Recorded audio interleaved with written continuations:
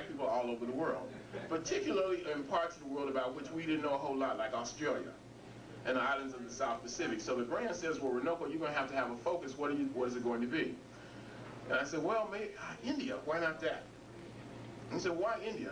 I said, because first of all, I've been collecting these pictures like that, and it's blowing everybody's mind. I mean, look at that sister right there. And I hadn't seen anybody really do anything on it comprehensively. There have been people who wrote a chapter about it here or there, but no book. And so I decided that I wanted to be the first person to write a comprehensive book on the black presence in India. And I wanted it to be very similar to Chancellor Williams' book, Destruction of Black Civilization, because that book changed my whole life. You know, bold, powerful, sweeping work, and I wanted to do something on India. So I began to research it, and then about 1985, I edited a book called The African Presence in Early Asia, first edition, and somebody that I had been in a political organization with 10 years prior to that took the book over to India and gave it to the author of this book, B.T. Rashekar. And Rashekar got very enthusiastic because I was writing about untouchability and caste. And he was an untouchable. He was working for the untouchables. And these are the people that now call themselves the Dalit. The term Dalit means crushed, broken, and oppressed. And that's a little better word than untouchable. So Rashekar wrote an enthusiastic letter to Ivan Van Sertima saying, who is this guy, Runoko Rashidi, and how can I get in contact with him? And Van Sertima forwarded the letter to me. I got excited and wrote Rashekar, and we've been tight ever since.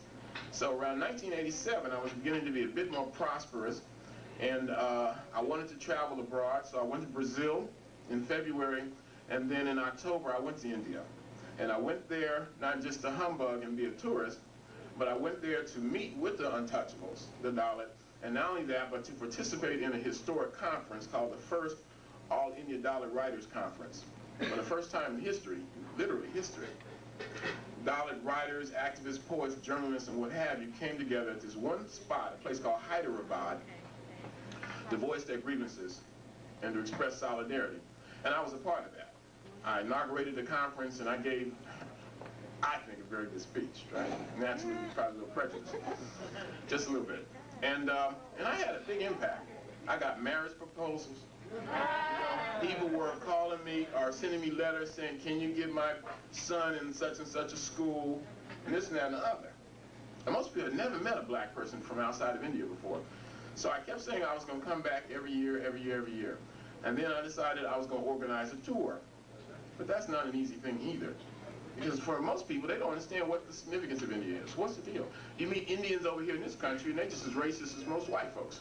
They don't identify with us, they don't look like us, they exploit us. So you figure, what am I going to go over there for?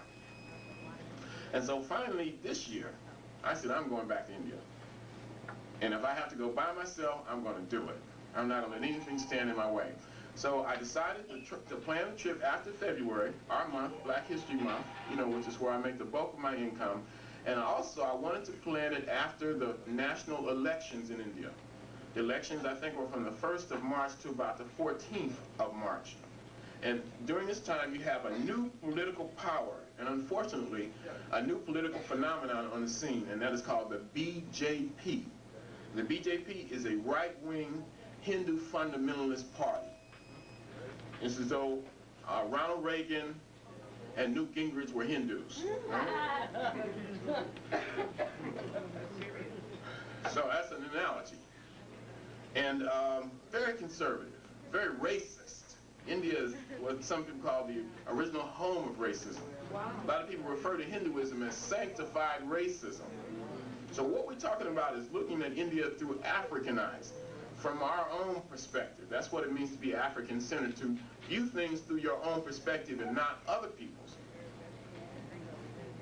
in our own best interest. And so the BJP won, and I came to India right after that, also after the ASCAC conference. I'm an active dues-paying member of the Association for the Study of Classical African Civilizations, and they had their 15th annual convention in New York City at City College of New York in, I think, March 13, 14, and 15. So after, the week after, 2 weeks after, I left. And the last Friday in March, I was in the United States. I got a call from London from one of my publishers, and he said, after hemming and hawing, you know, and telling me he was calling to see how my latest book was coming along, which I wasn't happy about because I ain't got but 2 royalty checks from this guy in 5 years. I wouldn't let him publish a postcard. Don't even know how he got my phone number. He called me back, this is from London now, and he proceeded to say, Runoko, the real reason I called is because I talked to a spiritual person, an elder, and during the course of the conversation, and this startled me. This is not what you want to hear when you get ready to go on a long trip. He said, all at once, we were talking, and the guy says, Rashidi, do you know anyone named Rashidi? And the publisher says, yeah, I know somebody named Rashidi. His name is Runoko Rashidi, lives in the United States. Call him immediately and tell him he is in grave danger, and he must be very careful. Now, this is not what you want to hear when you're getting ready to go by yourself to the other side of the world, strange country. So I got malaria stuff. I tried to get a shot for hepatitis A and typhus. I got these 2 aunts. I got a necklace with Osiris on there, and I had a Buddha in my pocket, okay? And a friend of mine said later for all that, what you need is a knife, Runoko. That's what you need. But nothing was going to scare me. So I leave, I go through New York, and then I fly to London, and then I fly to Delhi. On to Delhi then, as they say in the movies. And I flew over Iran and Turkey and Pakistan. And I get there late on the evening of March 31st, and the editor of a publication called Dollar Voice and the author of this book, V.T. Rashekar, is there at Indira Gandhi Airport to meet me. Yeah, it was. I'd never been in Delhi before. So we stay in a youth hostel. You can count on Rashekar to find something cheap. Okay?